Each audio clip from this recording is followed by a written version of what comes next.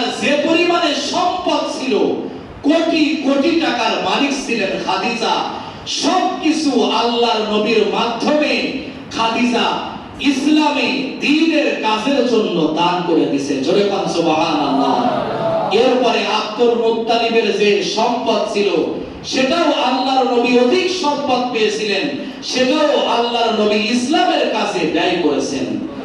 আল্লাহর নবীর নানা আব্দুল ওয়াহাব, তারও যে সম্পদ ছিল, সেটাও আল্লাহর নবী ইসলামের পথে ব্যয় করে দিয়েছেন, ইসলামের জন্য কবুল করেছেন। এজন্য আজকে আমাদের এই ধর্ম এখনো এই পর্যন্ত আসছে। জোরে বলেন ঠিক কিনা? যদিও আল্লাহ তাআলা আমাদের ধর্ম, কোরআন, মসজিদ এগুলো হেফাজত করবেন কিছু কিছু বান্দার মাধ্যমে, যাদের সম্পদকে আল্লাহ কবুল করেন, তাদের মাধ্যমে আল্লাহ তাআলা এই দ্বীনকে হেফাজত করেন। জোরে বলেন ঠিক কিনা? তো বলতেছিলাম মুহতারাম হাজিরিন, বিশ্ব নবীর যে বংশ আছে, আদম আলাইহিস সালাম থেকে নিয়ে একেবারে বিশ্ব নবী পর্যন্ত, বিশ্ব নবীর পিতা আব্দুল্লাহ, তার পিতা আব্দুল মুত্তালিব, এইভাবে এখনো পর্যন্ত আল্লাহ তাআলা, আমরা তো আমাদের দাদার নাম বলতে পারি, কিন্তু দাদার আব্বার নাম, তার আব্বার নাম আমরা বলতে পারি না। ঠিক কিনা বল? একটু আওয়াজ করে বলেন ঠিক কিনা?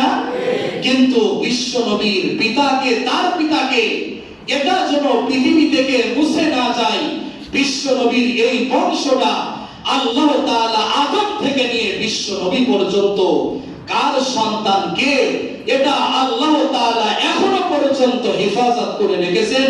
সবাই আওয়াজ করে বলেন আল্লাহু আকবার। এজন্য আমি বলছিলাম আপনাদেরকে শোনাইবো, যেমন আব্দুল মুত্তালিবকে বেটে আব্দুল্লাহ, আব্দুল মুত্তালিবের ছেলে আব্দুল্লাহ, আব্দুল্লাহকে বেটে কি নাম বলেন? মুহাম্মাদুর রাসূলুল্লাহ। সকলে একটু আওয়াজ করে বলেন মুহাম্মাদুর রাসূলুল্লাহ।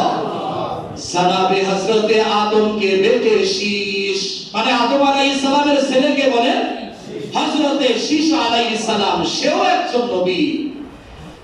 জনাবে হযরতে আদম কে বেটে শীশ, শীশ के बेटे यानस, यानस के बेटे कहनान, कहनान के बेटे मिलाई, मिलाई के बेटे प्यारक, प्यारक के बेटे इद्रीस, इद्रीस के बेटे मुतवश्शिर, मुतवश्शिर के बेटे लोमकने, लोमकने के बेटे नूह, नूह के बेटे साक, साक के बेटे जुलहम, जुलहम के बेटे शाले, शाले के बेटे आमिर, आमिर के बेटे ताता, ताता के बेटे राबा, राबा की बेटे तारूत। सुबहानल्लाहु अकबर।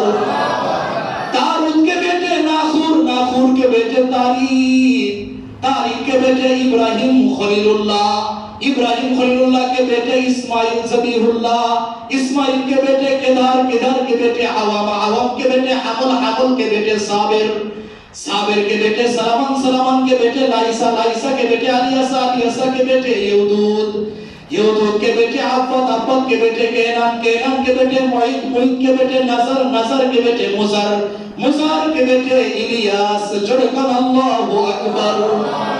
इलियास के बेटे मुद्रिका, मुद्रिका के बेटे काबीमा, काबीमा के बेटे किनाना, किनाना के बेटे मालिक, मालिक के बेटे फहर, फहर के बेटे कालिब, कालिब के बेटे लुई, लुई के बेटे काब, काब के बेटे मुर्रा, मुर्रा के बेटे किलब, किलब के बेटे कुसाई, कुसाई के बेटे अब्द मन्नाफ, अब्द मन्नाफ के बेटे हाशिम, हाशिम के बेटे अब्दुल मुत्तलिब, अब्दुल मुत्तलिब के बेटे अब्दुल्लाह, अब्दुल्लाह के बेटे मुहम्मदुर रसूलुल्लाह।